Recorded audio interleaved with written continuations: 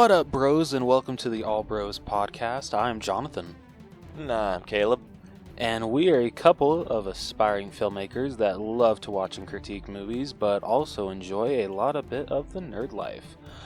This week on the podcast, we'll be talking about some Funko focus.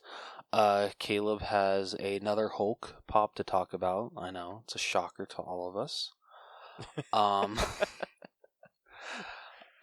And then I've got a director Funko Pop that I want to talk about. We have nothing for 4K Spotlight.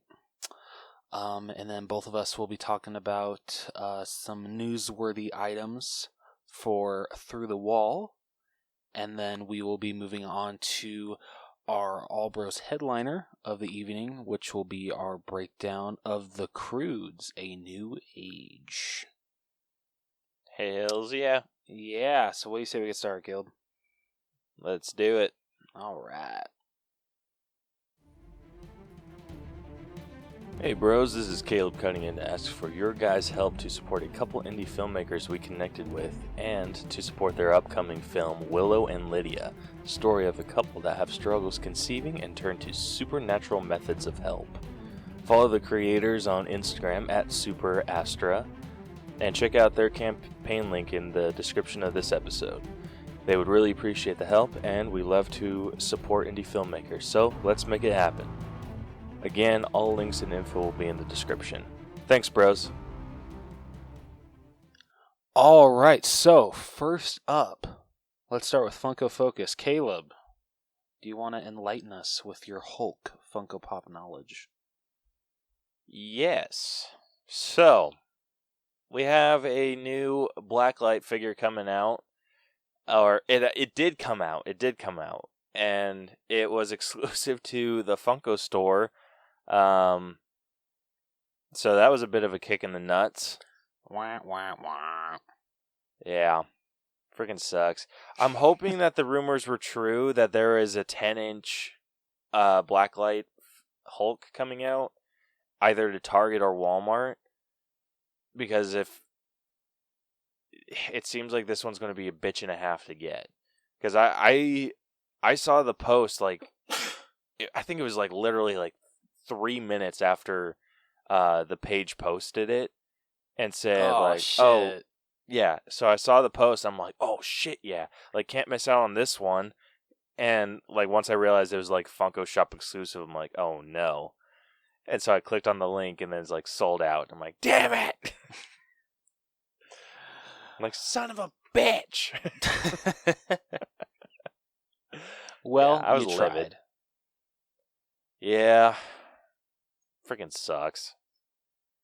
So, that's why I'm crossing my fingers and just praying that the 10-inch of this figure gets released sometime soon, because this is one I will pay full price if I have to.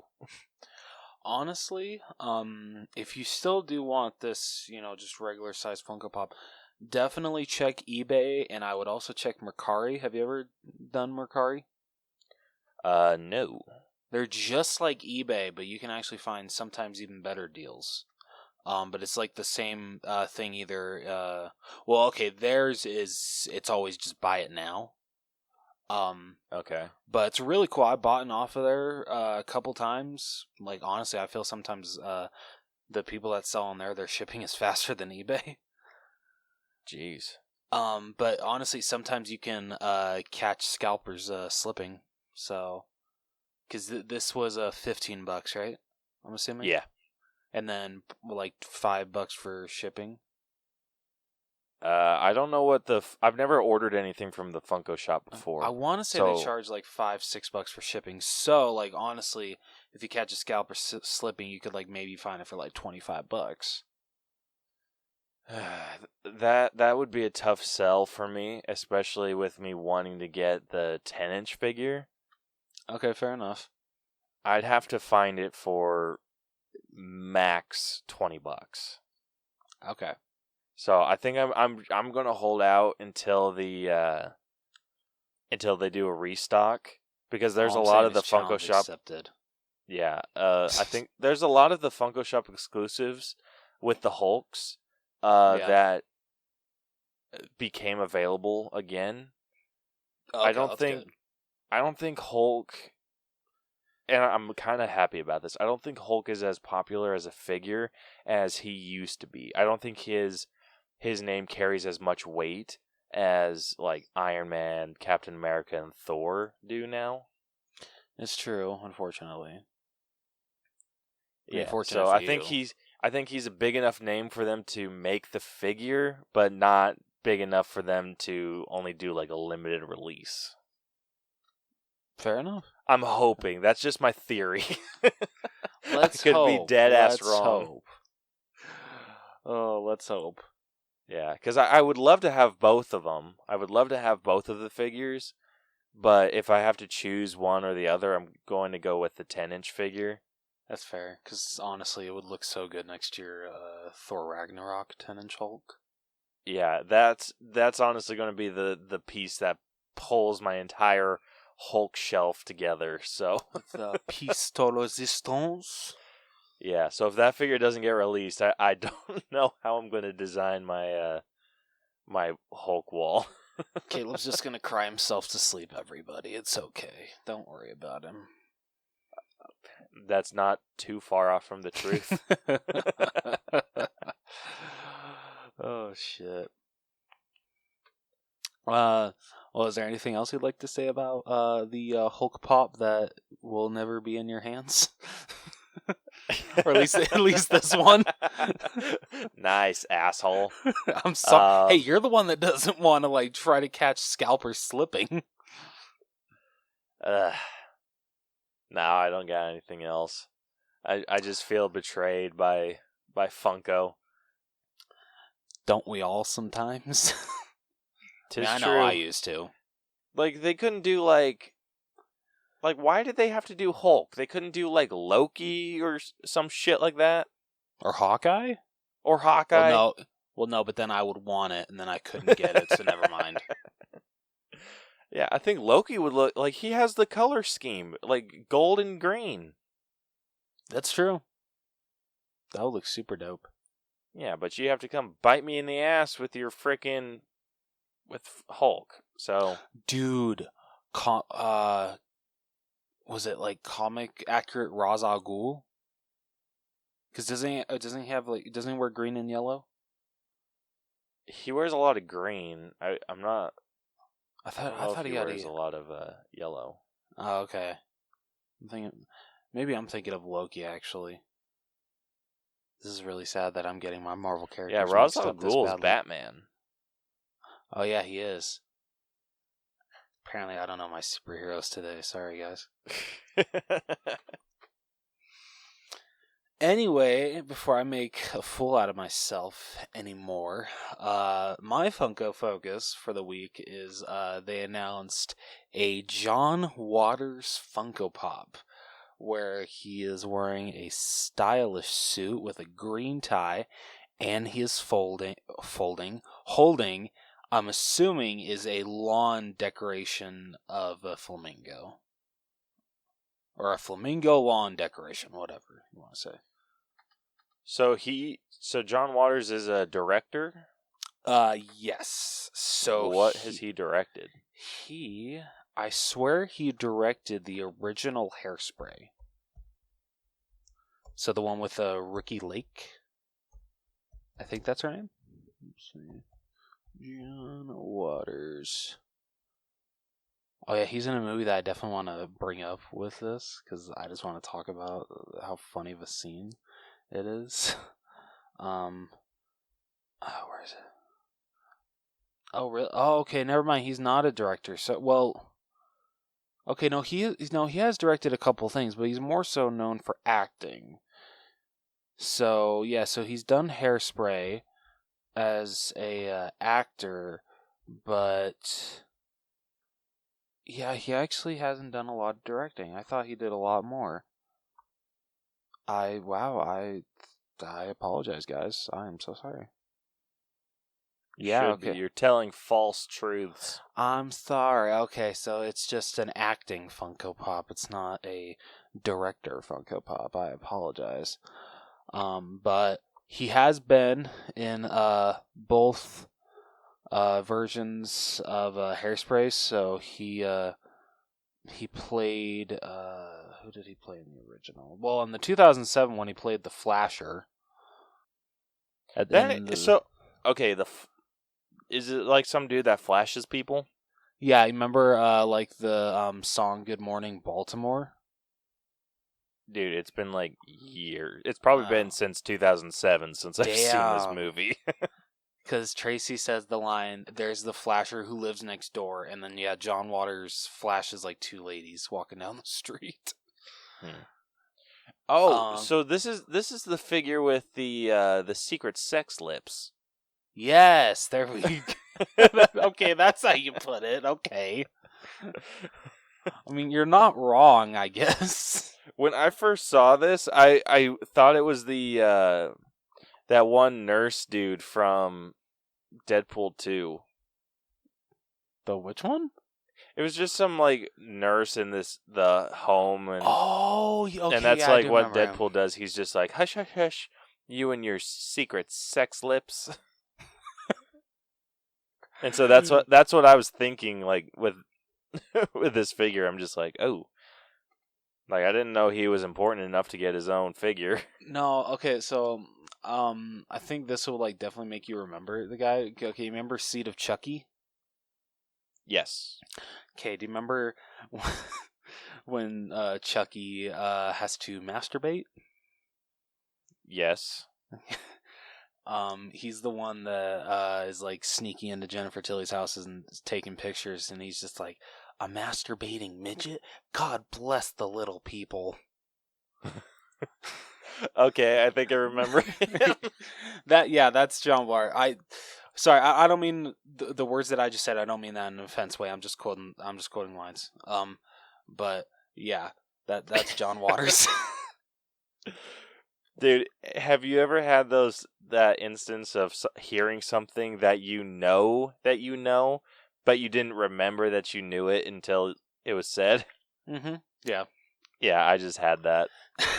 I did not realize how singed into my brain Seed of Chucky was. That's because it's so freaking bad. Oh, that's rough. Dude, there's so many bad. good movies that I couldn't quote. But see, that's the thing, and then that it's sucks or about couldn't that movie. remember. It's like, oh, here's a quote from some random movie that's actually good. I couldn't quite tell you what the movie was. That I probably could have been able to tell you it was from Seed of Chucky. See, sorry, I don't mean to go off on a tangent here, but the problem with Seed of Chucky is that it ranks at the bottom. It's honestly, I can't decide which one I like. I like the least of all out of the series between Seed of Chucky and Cult of Chucky. But yet, I would pick one. I'll watch Seed of Chucky over Cult any day. Really? Yeah, I don't know what it is. That's a bold statement. I know it is. I don't know what it is. I mean, yeah, I don't know. Maybe I need to watch Cult of Chucky and Seed of Chucky again, like right back to back, and make my final judgment. Yes, that is definitely something you need to do. All right, but anyway, so this is the John Waters Funko Pop is now available for pre-order, and apparently some people are showcasing, and I actually did check this. Amazon is showcasing it doesn't come out till July of next year. Jeez. So if you guys want John Waters, you ain't getting it until 2022. Freaking bullshit, man. He's worth the wait. I mean, nah. Well, I don't know. I mean, I'm not getting him, but if you guys want John Waters, there you go. Anyway, moving on to Through the Wall, since we got nothing for 4K Spotlight. Caleb, what is your news item of the week? All right, so my news item is technically two in a way, but it's like regarding the same thing. So we got a behind the scenes picture, and an official first look of Powerpuff, the live action Powerpuff Girl CW show. That's what they're calling it? Yeah, they're just calling it Powerpuff. I quit. I'm really? Done. No. What would you have called it? The Powerpuff Girls? What it's supposed to be called? I ain't calling it the Powerpuff Women. Girls. It's supposed to. It's just Powerpuff. See, this is the problem with it, with them being teenagers. I don't know, it kind of like takes you out of the point of what made the Powerpuff Girls so special. They were kindergartners that fought crime. It was funny. Well, if it makes you feel better, they're technically not teenagers either. They're like in their 20s. Okay, that kind of does make me feel a little better. But yeah, they're just calling the show Powerpuff, and it feels like I think it was the showrunner. She posted a picture of her chair and showed the logo, and it's like the Powerpuff Girls logo, just minus the girls and the. Okay, and the yeah, but it's just yeah. It feels like it feels naked. Like, it's so weird not seeing girls, so I can agree with you to a point. Okay, good. But yeah, so we got the behind-the-scenes pictures of them, and they are in their series-accurate costumes in the behind-the-scenes picture. And so they... oh shit, what's her name? Chloe Bennett has like big bow on her hair, and she's wearing the pink dress. Dove Cameron has like pigtails? Yeah, pigtails for Bubbles, and like it is almost as accurate as you can possibly get. When they released this, me and Caleb talked about this, and at least this is how I feel. It's too close. Like, you love that it's so close, but yet it just looks too close. Like, it doesn't work in real life. Yeah. Like, kudos to them for getting it on the nail. Like, the costumes are perfect, and I'm assuming these are just flashbacks, like these scenes. Yeah. So they were. So there was an article kind of talking about the costumes that I read, and that's what the showrunner said, that they're trying to restrict the costumes to flashbacks. Okay, good. Or at least the show accurate ones, which kind of makes me believe a little bit that there's a chance that we might see some updated costumes. Okay. Which would be, I can excuse that. Which would be really cool. And instead of it being like the super, like, instead of it being a dress, maybe kind of like, you've seen the Supergirl costume, right? Yeah. Yeah, so kind of that. Like, that's what I would think would look really good with the Powerpuff Girls, at least as adults, if it were more like the Supergirl, the newest season of Supergirl, where she has, like, pants. Yeah. Ooh, okay. Yeah, it's like same color scheme, but just, or maybe not even, well, that might feel a bit Power Rangers. Yeah, I was actually going to point that out. I'm just like, I swear, if they get like Power Rangers armor, that's not a crossover I want to see. Yeah, or so maybe something different. So maybe it's like an updated like superhero costumes, but with like a highlight of their color. Okay. So instead of it being like full pink with like a little skirt or whatever, it's like, I don't even know, like maybe just like a black suit with like a pink line going down across the chest. Okay, I could see that. I'd have to play around with it, I'd have to draw something out because I can't visualize that properly. The way that I don't know, the way that you're explaining it, and I'm not trying to like relate this again to Power Rangers, but have you ever seen Power Rangers SPD? That, God damn it, that is exactly what I was thinking. Okay, yeah, that's exactly how the costumes are now. Although that next to the original costumes, those are my favorite Power Rangers costumes ever. I love SPDs. Yeah, I really like the SPDs. I also really like the Dino Thunder. Ooh, yeah, that's a good one. But yeah, That's a anyway, really good getting one. back on the Powerpuff Girls. So I wasn't expecting them to put those actresses in those outfits.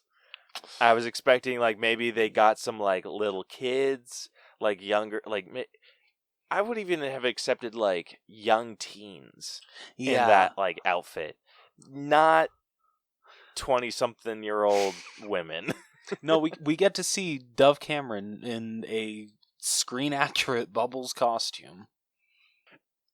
Yeah, and I I don't know if it's just like I might just be weird. I'm super excited for this series. The best part is when I shared this with Caleb, and I'm just like, like I feel this is like too good, like it doesn't work, but I appreciate them like getting it like perfect to the show, and he's just like, I don't know, man, I'm digging it, and I'm like, really? He's like, well, I just think Dove Cameron's really hot, so that's maybe why. That is absolutely true. But I don't know, it just seems I might be a little overexcited for this series. I'm pumped. I am pumped. As much as like critique I'm gonna say about it, I'll be watching it day one. I'm not even gonna deny that. I'll be watching this the day it comes out. Yeah, there's no way I can't. I can't Yeah, talk all exactly. this shit. I can't talk all like this hype about it and not watch it when it first comes out. Yeah, exactly. But I'm pumped. I think they can do some fun stuff, and I hope they do. I hope they don't take like a doom and gloom route like they do with I at like. least want like some tease for Mojo Jojo or something. Like, come on. They actually have someone playing Mojo Jojo's son. I'll take it. Hell yeah. Yeah, but they have. Did you see the pictures of the house? No. Yeah, they posted pictures of their house, and it is as screen accurate as you can possibly get. Okay, I have to look this up now. Yeah, so because this is like a first look and like pictures that we saw, we'll add these to the Instagram post. Yes, we will. Yeah, just so you can see all like what I'm super excited for. So it's just called Powerpuff, right? Yeah. I mean, should I just put Powerpuff live action house? I guess. I just saw it in like an article. Okay. And they posted all the pictures. I might have to look it up after this. Yeah. I'll see if I can find the article again and I'll send it to you. Okay. Yeah, that'd be awesome. Thank you. Yeah, but I am super pumped. I am super excited for this series. As much crap as I'm giving it, I am also very excited to see what they do. Yeah, I told some of my coworkers, and they were making fun of me. They just don't appreciate how amazing the Powerpuff Girls were when we were kids. Yeah, but like I said, super freaking excited, and the only thing I'm hoping is that they don't go as like, or did I already say this? Doom and gloom is like Riverdale. I don't think you mentioned Riverdale, but you did say Doom and Gloom. Oh, okay. So yeah, I'm just hoping that they don't take a Riverdale route. I No, want that's it to fair. be a little bit more lighthearted, maybe more like Supergirl or the Flash. I know the Flash can kind of get a little doom and gloom, but yeah, I think Supergirl would be a good tone because they deal with some heavy adult themes, but not too hard. Okay.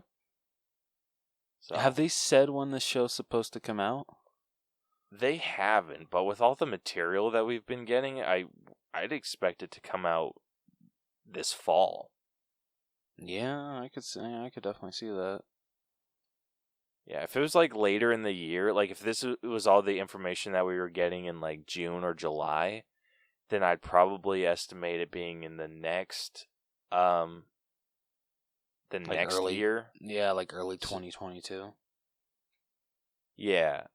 Or maybe like New Year's of 2022 at the Okay. earliest. But with this being like so early, and they have like reports and other stuff of it, of doing this show even earlier than April. Like I think there was an article I saw that was written in February. Damn. So I'd be genuinely shocked if this did not come out this year. Yeah, you mean both, man. Or at least a trailer or something. Yeah, true. But yeah. So like I said, super pumped. We will definitely be back to talk about that when we do get a trailer. So Yes, we will. Caleb's counting down the days. Once I find a release date, yeah. All right. Is there anything else you want to say about Powerpuff? Nope. Not at this time. Okay. All right. So my news is not as cool as Caleb's. I feel his is a lot cooler. But I love this franchise, so I got to talk about it. So recently, I think it was I forget who's in charge of the publishing rights for the Top Gun franchise, but they moved Top Gun 2 to November now, and Universal said, hell yeah, and swooped in and took that 4th of July weekend spot and gave it to the Forever Purge. Which is supposedly the last and fifth film in the Purge franchise. We'll see if that happens. But with COVID, I don't know how well it's going to do, so it just might be the last one, because you honestly never know how well it's going to do box office-wise. But yeah, that really was just like the only news item I could like find that was like somewhat interesting to me, that the Purge got bumped up 1 week. So super stoked. How do you feel about the name, the Forever Purge? I don't know how I feel about it, and I think it might make more sense once I understand the premise. Okay. Because like what this makes me think, just based off of the name, is that someone's like, because like in previous Purge films, someone's trying to stop the Purge. So maybe this is just the Purge going on for longer, or maybe the Forever Purge is like, maybe it does go on forever. What I'm confused about is they said that this takes place right after election year, but when Senator Rowan won, she abolished the Purge. She took it away. So I'm very interested to see how they tackle that. So maybe that's what they mean by Forever Purge. Maybe like she outlaws the Purge, but then there's those still like diehards that go out and purge, because they're just like, oh, you can't take away our right to purge, and it becomes That'd be like super interesting to see. Like it almost just becomes like a cat and mouse kind of game for them on Purge Night. I mean, it kind of already is for some on Purge Night, but it's like even more now so, because they're the only ones that are killing, and everyone's just kind of running for their lives. Yeah. So that would be super interesting. Yeah, that'd be pretty pretty dope. Yeah. Especially if it's, like you said, taking it place like immediately after. Yeah. Or maybe not even immediately, just sometime after. Yeah. Because you know that if, like with situations like that, maybe it's like the next purge year after election year. And then it's like, oh, people are still purging, but it's outlawed and dealing with that shit. That's the thing. I feel like if like the purge did get, canceled, I'm sorry, not everyone's going to be able to just stop it the next year. Nope. They're going to be like, it's like, oh, I'm sorry, I didn't get the memo. That was over a year ago. Sorry, it's just snail mail. It's like, maybe you should have sent an email to everyone. It's not my fault you guys are shitty planners. Yeah, right? Gosh. But anyway, that's literally all I got. I'm stoked. I'll definitely be seeing it opening weekend, of course. Shocker. Oh, hell yeah. So that will I'm assuming that's probably going to be a future breakdown. Oh, absolutely. Okay, dope. All right, do you have anything else you want to add about the Forever Purge changing its release date to the 4th of July weekend? Other than me being excited for it, because I've enjoyed the Purge movies. Yeah, I don't really have anything else. As do I. I wish that they didn't just focus on murder, because, there is other stuff to do during the Purge. I'm just saying. Yeah, dude. Anytime we talk about the Purge, like shit like that comes up. It's like, okay, what about the other stuff? Yeah. Oh man. Anyway, before we get way, way, way off tangent, what do you say we jump into our All Bros headliner of the evening? Hells yeah. All right.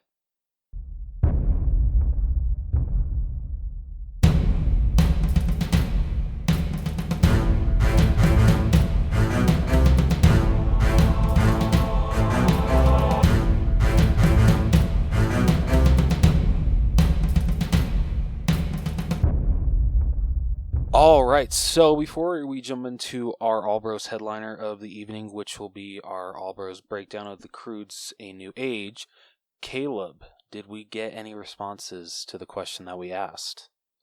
Yes, we did. Hell yeah. So, on our social media, we asked, what is one scar that you have? Was that the question? Yeah, so I posted, or you, whatever. The question of the week just say that you we posted came up it, you with. made it. No, but you whatever. The question of the week that we came up with was, tell us the story of a scar you have. And we did get a couple responses. So the first one, starting over on Instagram.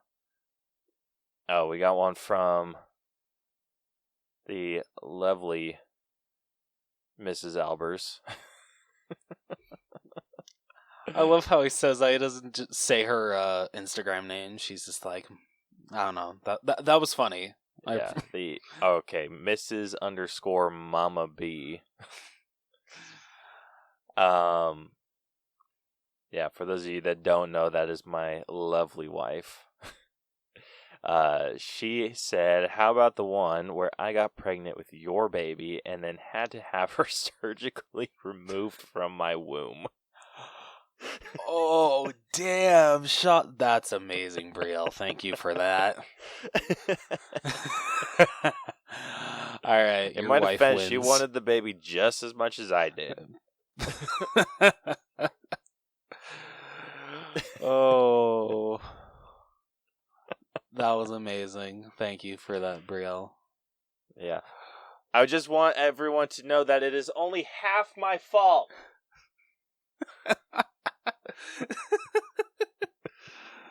Oh, shit. I'm not sure if it's getting picked up, but she's laughing out there.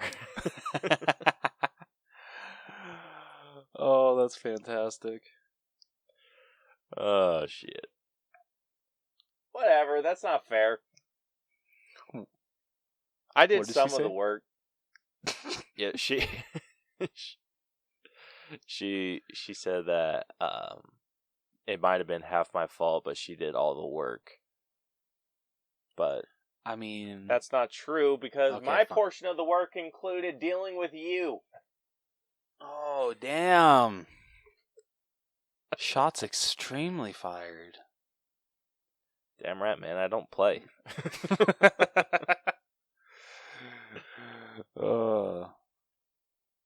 All right, next, moving on over to Twitter.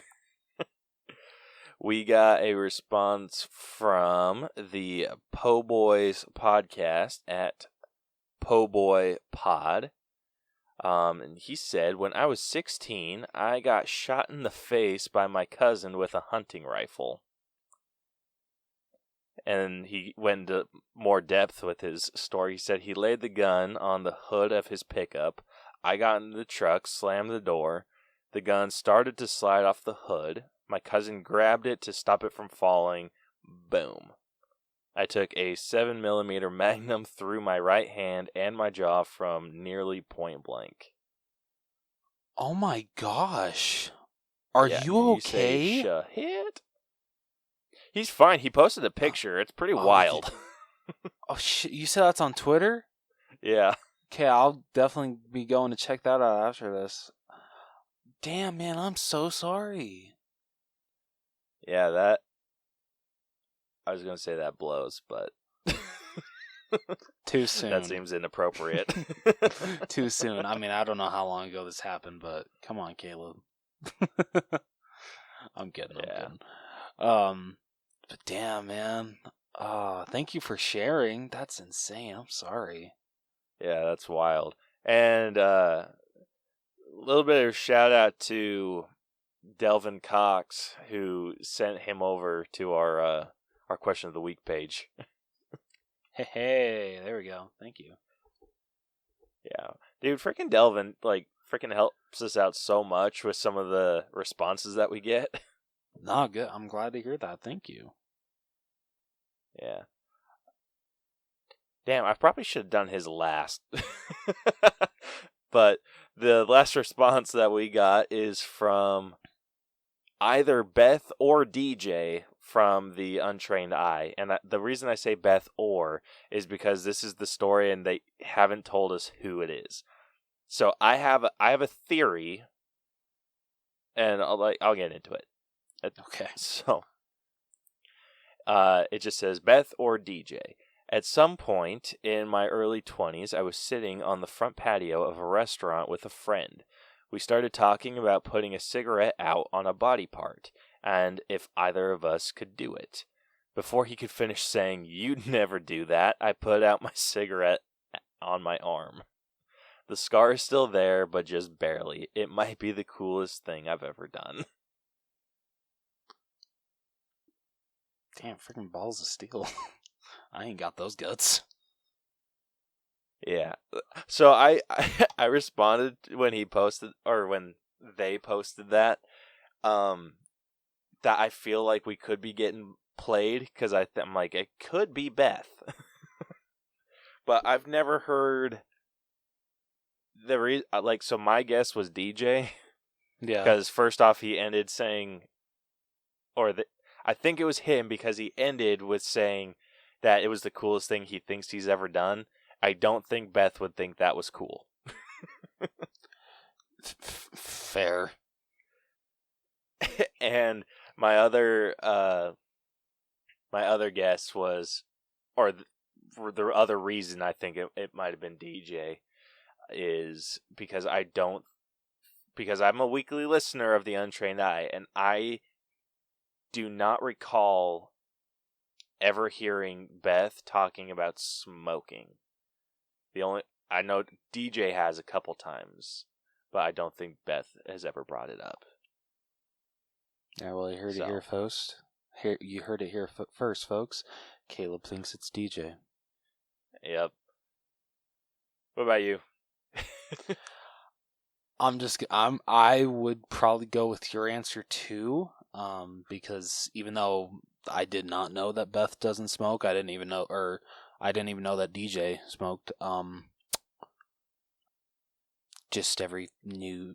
I don't really have any other reason to not agree with you other than just being like, oh yeah, I'm totally thinking it's Beth, just to have it be like a 50-50 chance of it being one or the other. Yeah, if this is Beth, or if this is Beth's story, that's going to be wild. At least for me, because it's just like, what? If that is Beth's story, Beth, you got to dedicate a whole, or at least a half of an episode to telling that story. Do it. Like, come on. We need more of that story.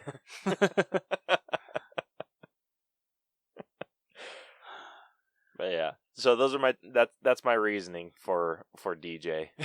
Okay, all right, fair enough. But thank you everyone for answering our question of the week. We really appreciate it, and we love hearing the responses. Yes, we do. Thank you very much. I think it kind of would have been funnier if he actually saved Brielle's for last. It was just a little bit. I read that one. I was just like, no, I want to get out of the way. Damn. I love that. Oh, man. All right. So, jumping in to our breakdown of the week. Like we said, we are breaking down The Croods, A New Age. Caleb, would you like to let the listeners know how we break down movies on this podcast? Hell yeah. All right, so if you're new to our breakdown system, we've split movies into 8 different categories that we individually grade to come to a final All Bros letter grade.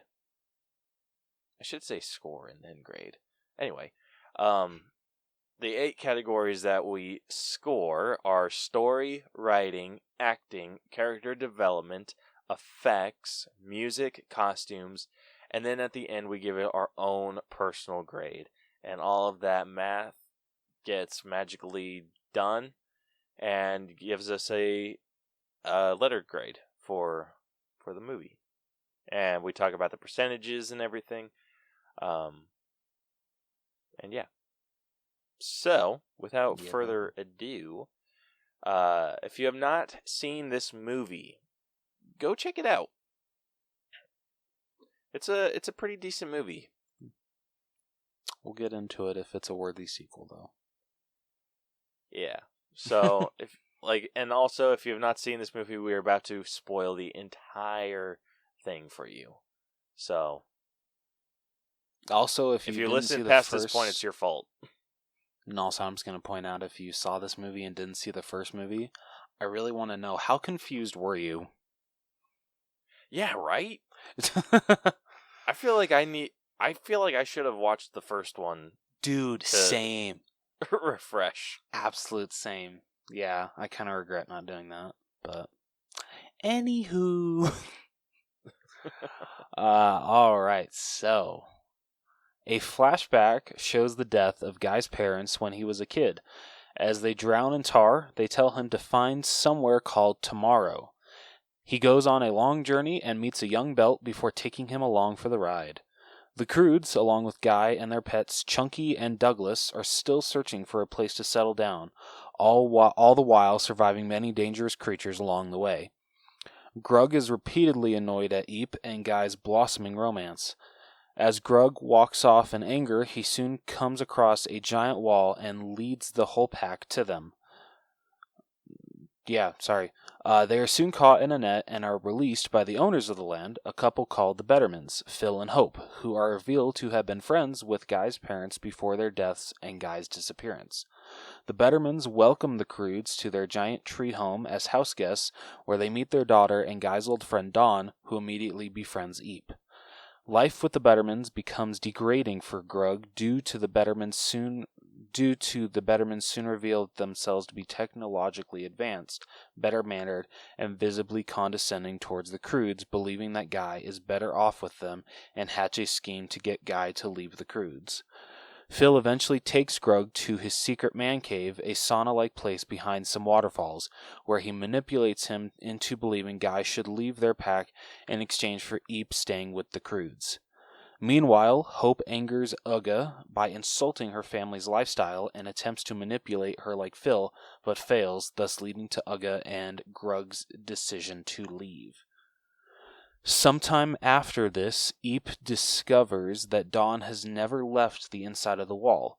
Relating this to the solitude she faced in her cave, Eep convinced Dawn to use Chunky to escape the land and jump their wall for a joyride that ends with a bee stinging Dawn and having her hand swell up.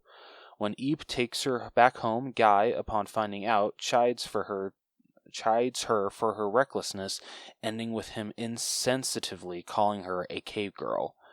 At dinner, tensions rise between the parents, Guy and Eep, especially when Dawn's swelling is revealed, accumulating in Grug to accidentally reveal his and Phil's deal. Having enough, the Croods decide to leave in the morning, but Guy decides to stay after he and Eep have a falling out. Soon, the land is attacked by punch monkeys, monkey-sized but with human-like strength, on account of Grug and Uga eating a bunch of bananas the Betterments hoard around their land and have forbidden Grug from eating. Phil reveals he sends the punch monkeys the bananas every day so that they leave the Betterments alone, and since Grug and Uga ate them, the punch monkeys get upset and kidnap Grug, Phil, and Guy and take them to their homeland. As the men are taken, the remaining Croods and Bettermans leave to rescue the men, but eventually get marooned on an island full of wolf spiders. Wolves with the characteristics of arachnids. During their time together, Hope finally snaps, lashing out on the Croods and running off. However, during an encounter with the wolf spiders, she learns the error of her ways and accepts the Croods. When they learn the location of the men, they name themselves the Thunder Sisters, after a female-exclusive clan Gran was in when she was younger. At the Punch Monkey home, Grug, Guy, and Phil soon discover that Phil's diversion of a river to irrigate his farm unknowingly deprived the Punch Monkeys of their water supply, and that the Punch Monkeys need the bananas not only to eat, but to offer to a large primate monster called the Spiny Mandrilla in hopes of appeasing it. The Punch Monkeys make Grug and Phil fight gladiator style to see who will be the sacrifice, and when they wear each other out, they exchange their bitter feelings with each other, making Guy regret what he said during his and Eep's fallout. Soon the Punch Monkeys dress all three men as bananas to sacrifice to the giant spiny Mandrilla. Grug and Phil apologize for their poor behavior and for putting pressure on Guy, but just as they are about to be eaten, the Thunder Sisters show up to rescue them. A long and perilous battle ends with Guy and Eep on a giant skull chandelier, where they reconcile and use it to defeat the spiny Mandrilla by using fire to sever the ropes and send the skull falling into the abyss below.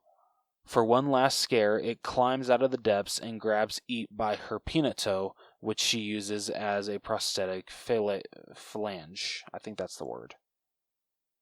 Is it the Yeah, I think that's the word. Okay. Phalange, and pulls it off, sending it plummeting to its demise and allowing the families to escape. With their differences finally settled, the Bettermans allow the Croods to live in their land as neighbors, with Guy realizing that Eep is his tomorrow, and he and Eep soon move into one of the Bettermans' bedrooms together, which Grug approves of, and the Punch Monkeys become their next-door neighbors. Hell yeah. Alright. Yeah. I want to point out, towards the ending, when Grug and Guy, they're saying oh yeah, we're gonna start a tomorrow together. The way that they were packed, I don't know, maybe maybe this is just the joke. I thought they were actually leaving.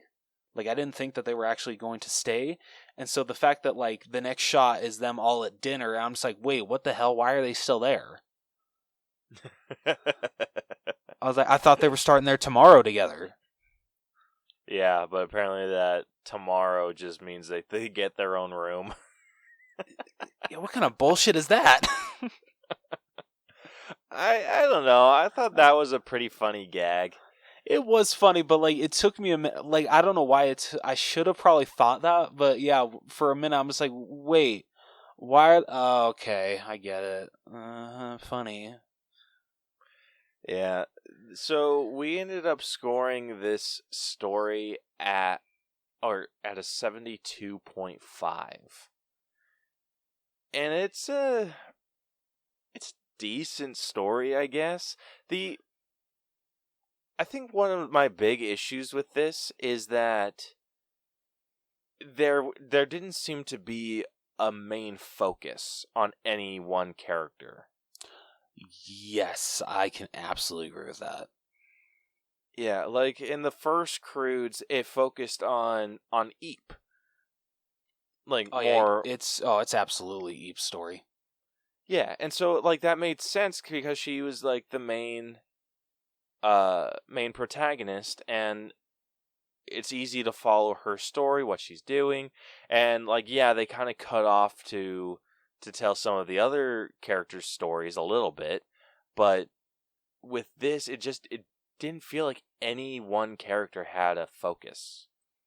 I mean, I guess you could argue that Guy gets a little bit focused, but honestly, I feel you have to take into account that with him, they were more so just focusing on him and the Bettermans. It wasn't just really focused on Guy. Yeah, like there was a lot where it was, I don't know, like it's just there wasn't a main focus, and that was like a really big issue for me because it's kind of difficult to follow.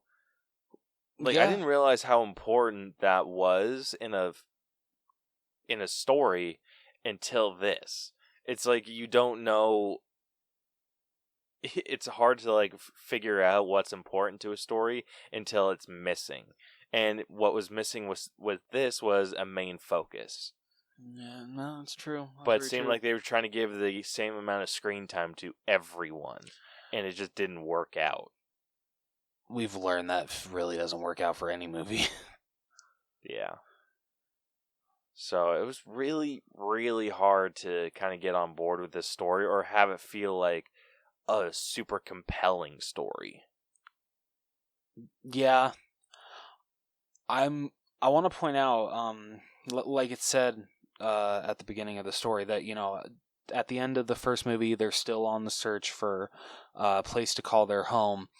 I kind of expected them to not find the actual, like, this place until, like, maybe, like, the quarter of the movie or, like, even the halfway point of the movie. I did not expect them to find it within, the first 10 minutes? Yeah, it was about that amount of time.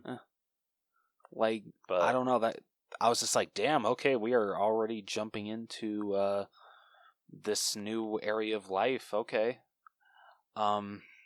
Yeah, and like I guess that kind of did make sense because it wasn't finding.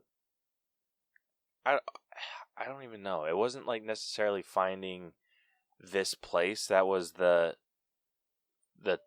tomorrow or whatever, because a lot of the movie was focused around what they thought tomorrow was and versus what it actually was. Yeah, true. So I don't know. I think they could have held it off for a little bit longer, but I think they just wanted to get everyone together. Yeah, and that's fair. I can understand why. Yeah, so it was a fairly average story. It was, I mean, not as good as other stories. It was yeah, I mean, it definitely, the story's definitely not as good as compared to the first Croods, but, I mean, I don't really know, or at least for me, I can't really think of any other places they could have taken a Croods sequel, story-wise. I feel it was kind of hard to come up with an idea. I don't know. I kind of liked that the first one was kind of like open-ended, like you can guess what their future beholds, but in the end, it was kind of just their future was wherever they were together. Yeah. Or their tomorrow, sorry. This definitely, like you said, it doesn't feel like a sequel that was necessary. Yeah, I mean, let's face, for the most part, that's almost every animated sequel. Looking at you, Cars 2. Well, in some cases, like, you can pull off a really good sequel that doesn't necessarily need to happen. Like with Toy Story 2, for instance. Toy Story 2 didn't need to happen. That's true, but Toy Story 2 is, to me, a masterpiece. It's my favorite Toy Story movie. Yeah, I absolutely agree with you on that. It's just they just wanted to bank on the Croods some more, and it didn't work out in their favor. Honestly, what I'm confused about, the Croods wasn't even like their most. I don't even think it's like up there with their most successful like films. Like, I mean, it was more successful, I think, than like Mr. Peabody and Sherman. Oh yeah, but like I'm pretty sure it's like I'm with DreamWorks specifically. I think their most popular franchise. I won't say like most popular total, but just their more recent popular franchise has been Minions. And I think that maybe they were just trying to find. Can I smack you? What else is DreamWorks? No, Despicable Me's Illumination. Oh shit! Okay, what am I thinking of? DreamWorks is like Shrek, How to Train Your Dragon, Kung Fu Panda. Oh, okay. So then, in that instance, I guess I would have to say How to Train Your Dragon. Before that, it was Shrek. Before that, yeah, absolutely. Like I think Shrek is definitely like the top. Yeah. But I'm just like more modern movies. I would say it's How to Train Your Dragon. I mean, honestly, the box office for the Croods was $587 million. I want to see how much Mr. Peabody and Sherman brought in. Yeah, I think you could definitely do more with Mr. Peabody and Sherman than you could the Croods. Oh, yeah, but I know, like, the budget for that movie went over what they thought it was going... Oh, okay. Yeah, I can see why they didn't make a sequel to Mr. Peabody and Sherman. The budget was $145 million, box office $275 million. Ooh, damn. It didn't make, like, jack shit back. Didn't even break even. Shit. Damn. Okay, alright. I take back what I said. Yeah, but, I mean... Mr. Peabody and Sherman has a little bit more potential sequel-wise than the Croods did. It's just like the Croods ended perfect. Yeah. I look at like Mr. Peabody and Sherman kind of being like Bill and Ted, like how they, like will go back to the past and, like it's funny seeing them in these different situations. Same way with Mr. Peabody and Sherman. It's educational, but also funny seeing Mr. Peabody showcase Sherman, hey, this is how this happened, yada yada yada, and seeing how Sherman reacts to it. Yeah. So it's just not super great, unfortunately. Yeah. So I was a little harsher on the story than you were. What did you end up giving it? You gave it a 79. See, like, I know I'm talking like a lot of crap on the story, but I don't know. As far as like what you could do with a Croods sequel story wise, I think they did do a decent job. This is definitely better than what I could have come up with. That's fair. It's just after this, where can you go? There better not be a Croods 3. There's literally nowhere you can go. Yeah, it's just they found their tomorrow. They found their perfect home where they're not like fighting for survival or anything like that anymore. And it's just, why would they leave that? Like the only thing that I could imagine is like that gets destroyed and they have to find like another new tomorrow. And that would just be so dumb. I'm sorry, just to make a third one for that. Yeah, it'd be ridiculous. The only thing that I feel like that can come out of the Croods now is possibly like a Thunder Sisters spinoff where it's Eep and Dawn. Yeah, okay. I mean, but honestly, like I know Netflix kind of does those like mini series for like DreamWorks. Like I think they've done it for like Trolls and like some others. I would want it to be more so that. I wouldn't want it to be like a full-fledged film. Yeah, I think that it would really work well with the short format. Because then you can just go in and be like, hey, we thought of some funny Croods bits. Yeah, exactly. Yeah, but this movie, it was okay. It's just there was a lot lacking. Yeah, like we said, definitely. it lacked focus on a particular character, and the story overall was just it was weak and didn't feel like it needed to happen. Yeah. So it's definitely on absolutely. the weaker side when it comes to story. So, like we said, it's sitting at a 72.5. Moving on over to writing, we ended up giving this a 79. Writing was definitely stronger than the story. Absolutely. By far. Yeah. Like the humor in this movie was just spot on. Seriously, it's been a while since I've laughed this hard in an animated film. Once again, it was the same way with the first one. The writing for Thunk, fantastic.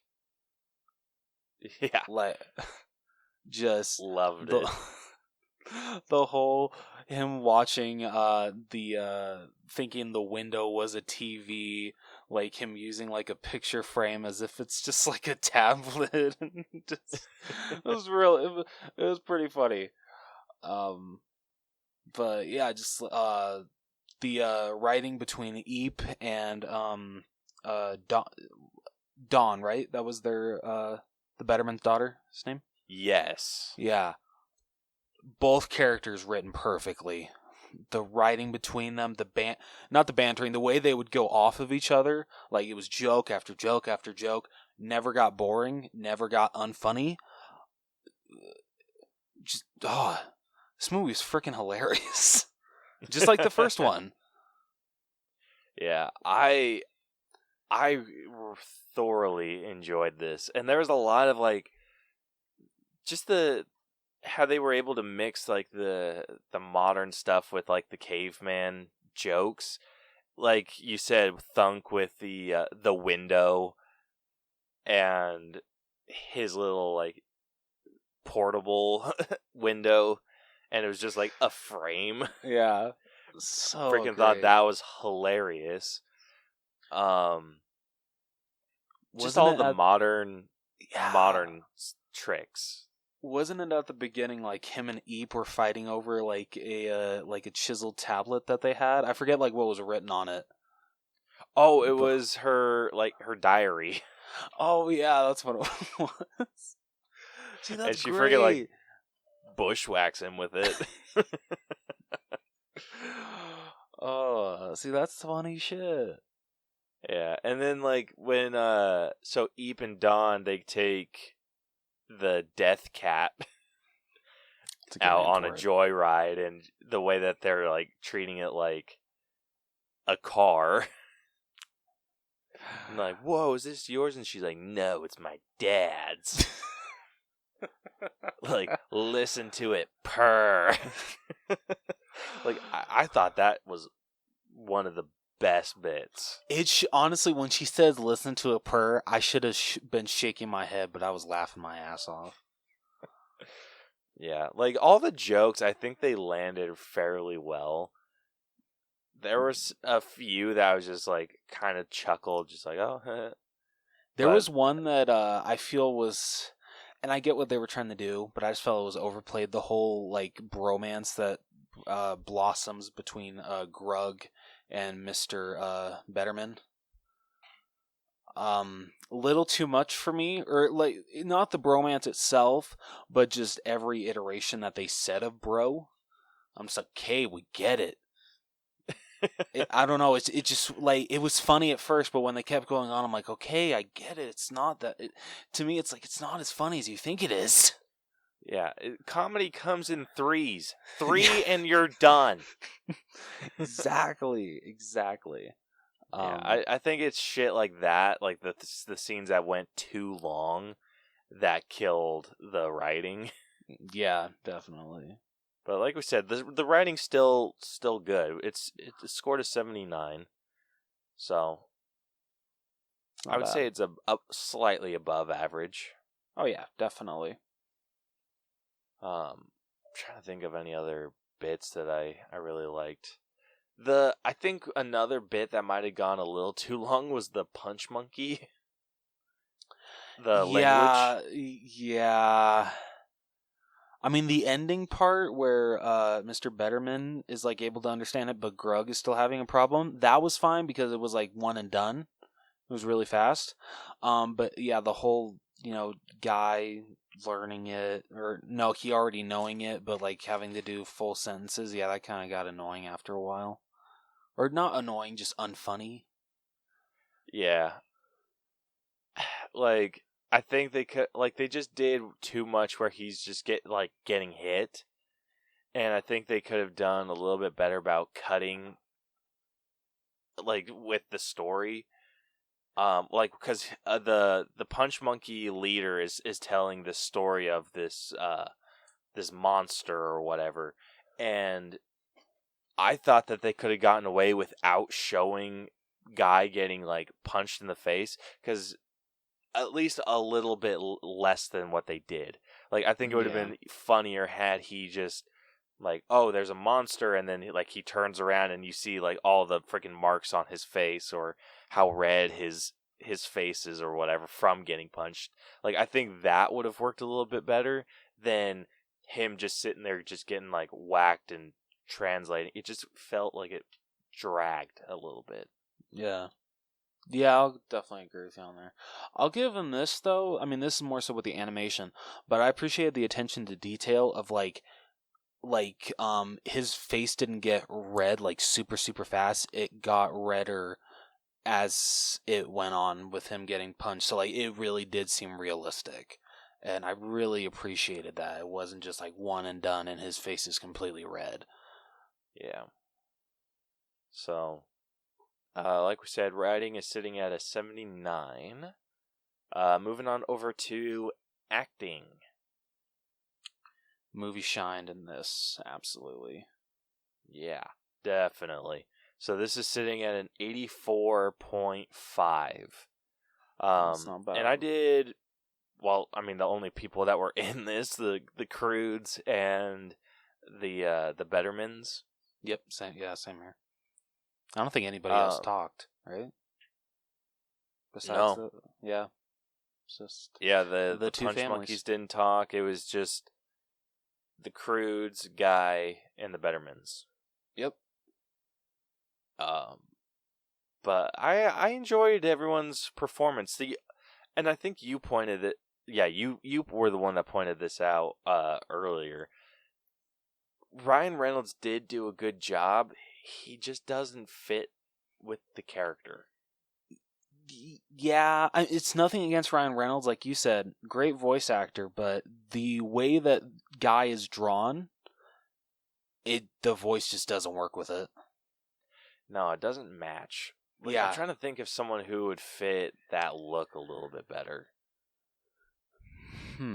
Ooh. Oh shit, what's his name? Thomas Middleditch. Oh shit, what's he in? The name sounds so familiar. Oh damn it. He was in Silicon Valley. He's a comedian. Have you heard or seen Solar Opposites? Uh-huh. On who? Shit, I don't know what else he. Very well. You said Thomas Middleditch? Yeah. So he's a comedian. He's done a couple. I think he's done at least a couple shows with Ben Schwartz. Ooh, okay, I know who you're talking about, and yes, I could absolutely see his voice coming out of Guy. Yeah, just something like a little higher pitched and almost like whiny. Yeah. Yeah, I'm sorry, that just sounds a lot better. Yeah, I think him or Ben Schwartz would have been a better fit for that model.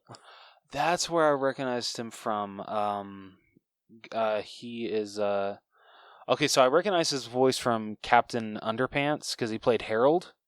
Yes. Yeah. Okay. Yep. Yeah, that'd be perfect. But then, like him, actually, person-wise, I recognize him from Godzilla King of the Monsters. Oh yeah, he was in that. Yeah. Nobody remembers the human characters. Like, come on. Yeah, you don't go to those movies for frickin' the humans. Yeah, No, so no. I think he would have been a much better fit. Oh yeah. No, absolutely. So, kind of sucks that, because like we said, nothing against Ryan Reynolds at all. It's just the model looks different. Yeah, like honestly, I kind of forgot that he did play him in the first one as well.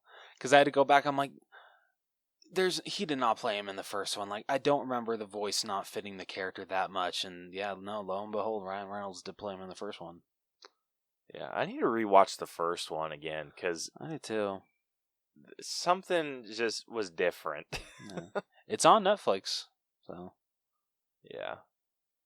So, but I think everyone else did a fairly good job. I think Nicolas Cage, he did decent.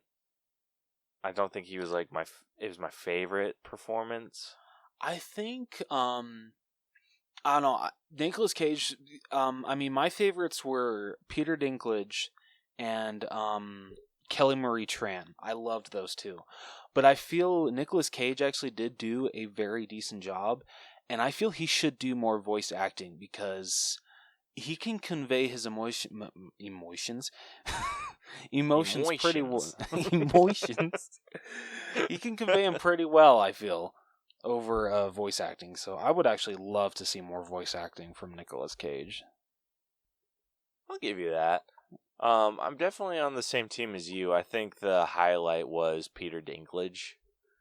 I also really enjoyed Emma Stone. What we got of her, we didn't get as much. Like I said, the focus, there wasn't any like main focus, so we didn't get like a whole ton from any one character. And It's I true. think, especially with Emma Stone's character, I would have liked to see more with her. Oh yeah, definitely. But what we did get with her was so much fun. Honestly, I mean, I feel Clark Duke. He didn't really get a lot to do as Thunk, but what he did do voice acting wise was great. I thought I can't remember her a lot in the first one, but Catherine Keener as Uga, I thought she was actually really good in here. Yeah, she didn't get as much to do in this one. Okay, so she did have a lot more to do in the first one. Yeah, the Croods were definitely pushed to the side here. A little bit, yeah. Because, yeah, Leslie Mann, who played Hope Betterman, yeah, she had way more to say than Uga. She was, like, a highlight of this movie. Oh, yeah, Leslie Mann was fantastic. Yeah, and then, so it's kind of sucks because I don't think anyone was used to their fullest potential. No, I mean, it kind of showed in acting. It honestly did because Cloris Leachman, may she rest in peace. I remember she had so many amazing lines as Gran in the first one.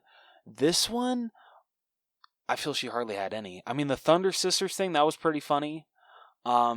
But just I didn't laugh as much at her character as I did in the first one, and I wish I did. Yeah, and I think they could have played off some of those bits a little bit because like the funniest bits from that I remember from that movie, the first one, was every time Grog thought she was dead. Yes, that was so just like the little smile he gets on his face, and then it just turns to just oh damn it when she finally appears from the cave. So funny. Yeah, so I feel like acting wise, I think it could have been done a little bit better, but yeah, it was good. It was pretty good for what we got. Yeah. All right, next up we got character development, which I think we both did. Guy. Yes. So we ended up scoring his arc 79.5. It's not a bad arc, honestly. No, it's a little bit better than... It's like his arc was slightly better than the writing, but it's just... I don't know. I think that you the could way justify lower. You honestly could, because this kind of character development storyline has been done to death. Guy is in love with this one girl. He meets this other girl, or more so like this other world. He wasn't even really interested in Dawn. That's true. It was more so he was just interested in like the actual like in the stuff. Yeah. So, you know, like Guy discovers he likes this better. They break up, but you know what? He realizes he loved her all along and she's his future, and so they get back together, happy ending, yada yada yada. Yeah, it didn't feel like there was any real originality. No. So, honestly, I'm starting to think maybe 79.5 was a little high.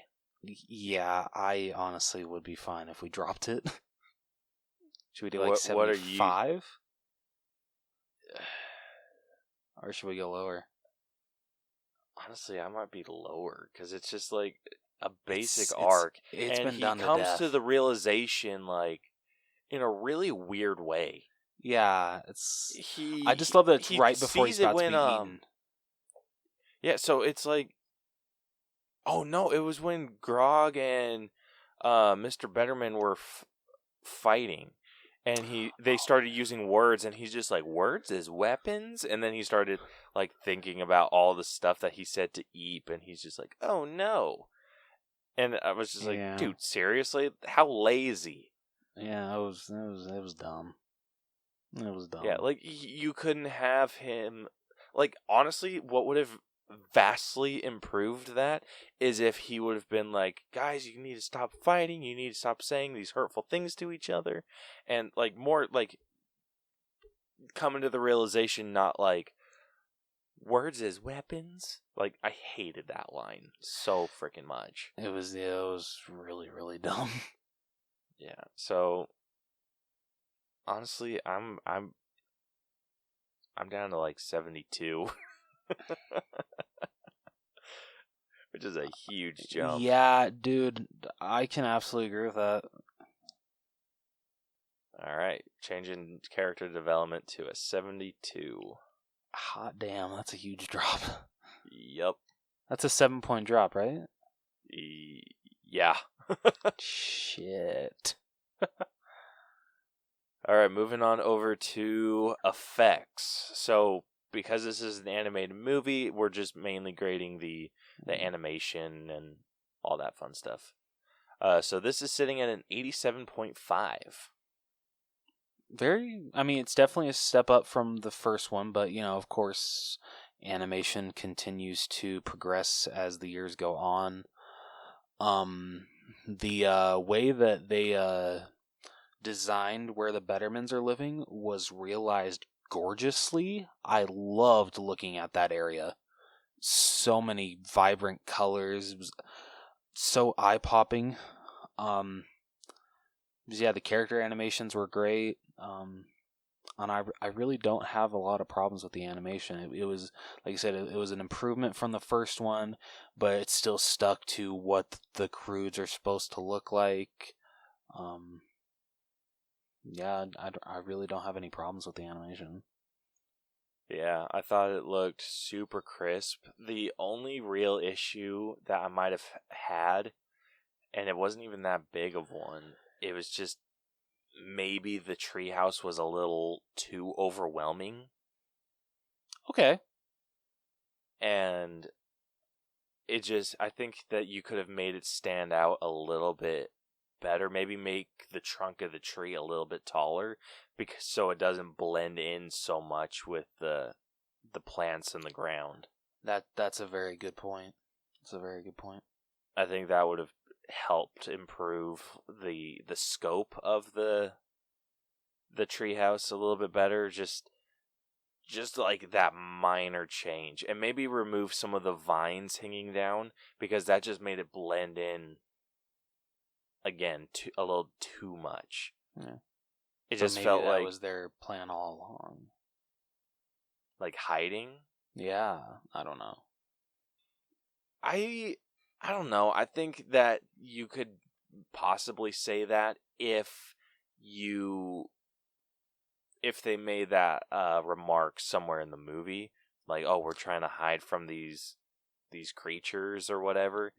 Fair enough. They didn't. They weren't like actively trying to hide. True. Yeah, good point.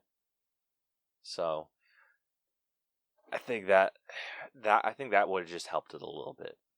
Just giving it just that little touch of perfection. Okay, I can definitely agree with that.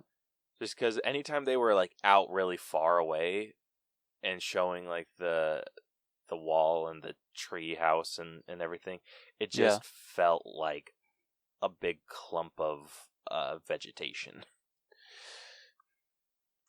Fair enough. Fair enough. Other than that, everyone else looked pretty damn good.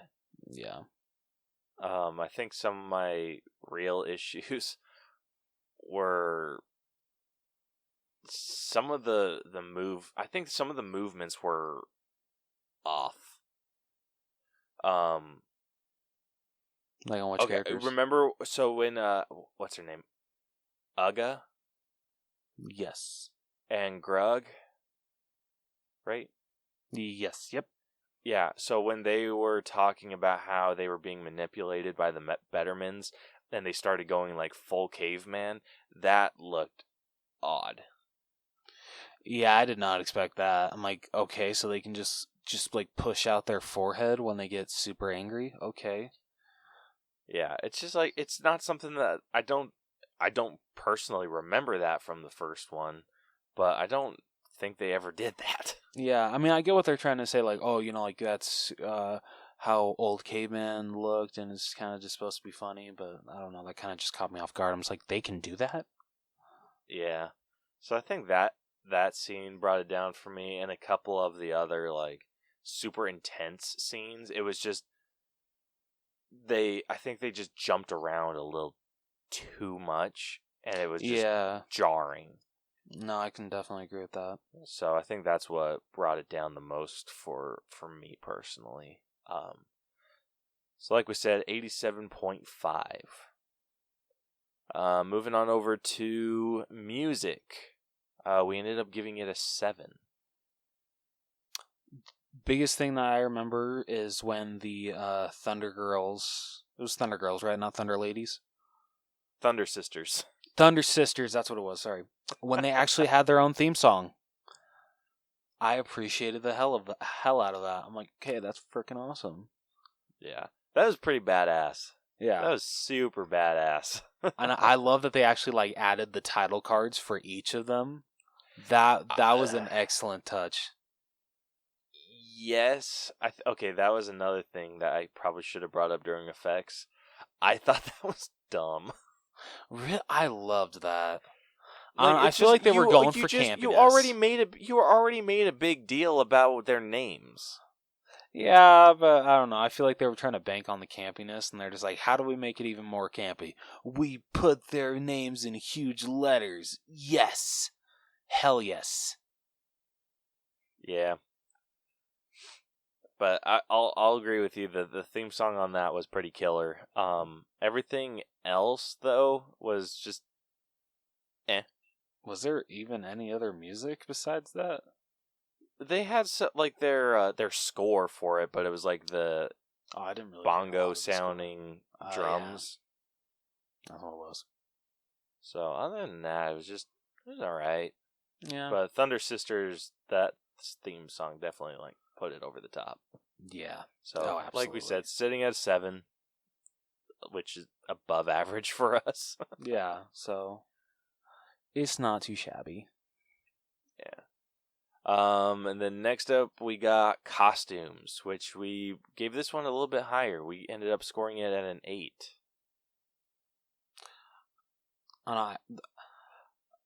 What's the word? The outfits that the Bettermans were wearing, like compared to the Croods, like they come off as, and I think this is the point, they come off as like sophisticated kind of dickheads, or like think that they their way is the right way, that they know everything. I don't know. But it worked. Like the whole like flip flop scene with them all walking in unison was freaking hilarious. Yeah, that was pretty good. Yeah, but the Croods, once again, their costumes were fantastic. I'll fully admit the part. I mean, this is still technically talking about the costumes, but when Grug takes off his thing, whatever it's called, I don't know, what would you call that? The pelt. Pelt. And Mr. Betterman's just like, aren't you going to take that off? He's like, I did. And you're just like, oh my god, he's that hairy? Yeah, that was a pretty decent gag. Yeah. But I mean, I really don't have any problems with the costumes. They looked really good. Yeah. I didn't have any real issues either. Honestly, the only like character design that I didn't care for was Guy. And that's just because I don't think he fits Ryan Reynolds. Yeah, no, I mean, like, honestly, you can keep Ryan Reynolds as the voice, just change the appearance. Yeah.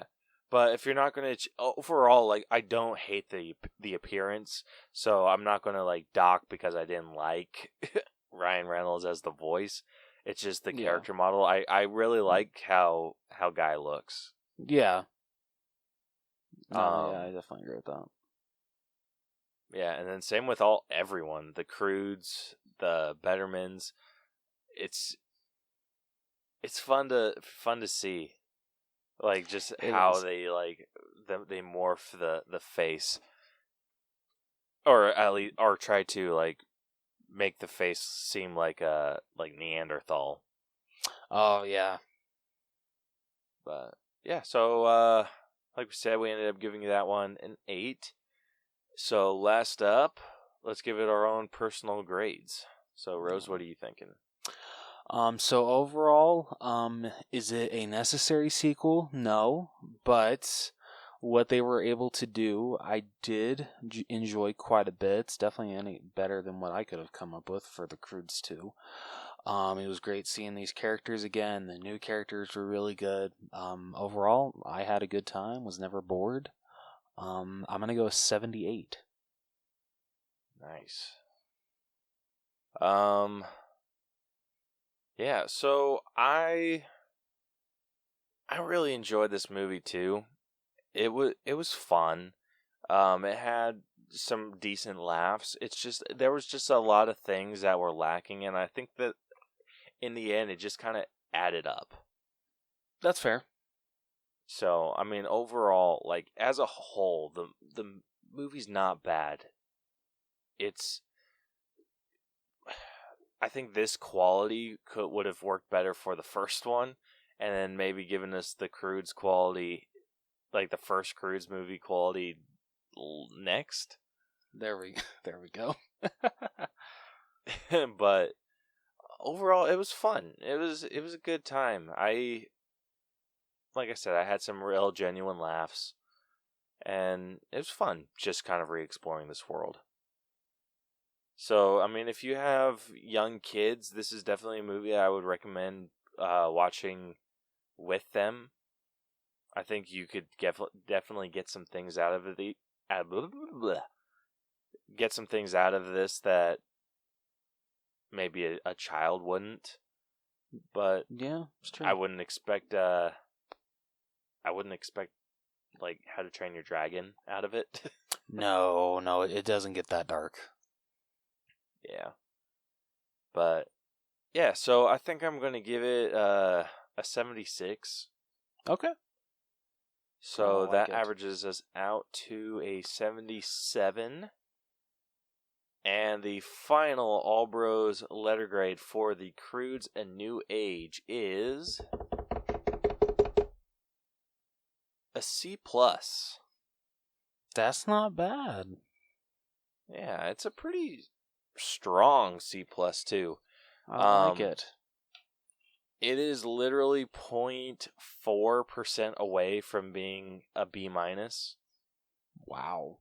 Yeah, so it is sitting at a 79.68%. Damn. Shit, yeah, that really is close. Yeah. So, comparing this to some other C+ movies that we've graded, The Croods: A New Age is 1 point above Godzilla vs. Kong. Okay. Slightly below, 0.2% lower than Yes Day. That's kind of like a coin. No, I don't know. Yeah, I don't know how to feel about that one. Like I said, 0.2%. It's super close. Yeah. I'm not sure if I said this. Every movie that I'm about to list off, this is comparing it to all other C+ movies. So it is 3 points above Unhinged. Ooh, okay. 2 points above Wonder Woman 1984. Yeah, I can definitely agree with that. I'm sorry. I did enjoy this movie a little more. Yeah. Let's see. 2 points above The Babysitter Killer Queen. Okay. 2 That's points the sequel, above. right? Yes, that's the sequel. Okay. 2 points above Aquaman. Okay. Ooh, it is actually neck and neck with Scott Pilgrim versus the World. Damn. Let's see, 2% higher than Tag. Okay. 2% higher than The Strangers Pray at Night. Yeah, that's definitely fair. Also 2 points higher than The Boondock Saints. Yeah, I can definitely agree with that. Sorry. Let's see, what is it? 0.6% high, 0.6% higher than Jexy. Okay. 1% higher than Jumanji: The Next Level. Ooh, damn near tied. It is 0.06% higher than Aladdin. Damn. Yeah, that's as close as you can possibly freaking get. No kidding. Holy shit. And 2% higher than the first Spider-Man, Sam Raimi. Okay. And that's it. That's it for C+ movies. All right, not bad. Yeah, so I don't disagree with well. anything here. No, I don't either. Honestly, I think the only stretch is maybe Spider-Man. But I think I just... Actually, let's see with Spider-Man. Okay, so we gave Spider-Man a higher personal score. Okay. That makes sense. Yeah, so... Like we said, go check this movie out if you have the opportunity to. If you like the first one, it's a decent sequel. Yeah, I just wouldn't say it's perfect. Yeah, it's no Toy Story 2. Yeah, like we've absolutely pointed out. All right, but I do believe that concludes this week's episode. If you liked what you heard, be sure to follow and subscribe to us wherever you listen to podcasts. We're on Apple Podcasts, Google Podcasts, Stitcher, iHeartRadio, RadioPublic, Radio.com, Spotify, and more. You can also catch all of our episodes on YouTube. Be sure to follow us on social media. If you want to hit us up, DM us with some episode ideas, answer our question of the week, or if you want to join us on an episode, we'd love to have anyone on. We are on Facebook, Twitter, and Instagram. Just search at The All Bros. You can also email us at theallbroschannel@gmail.com.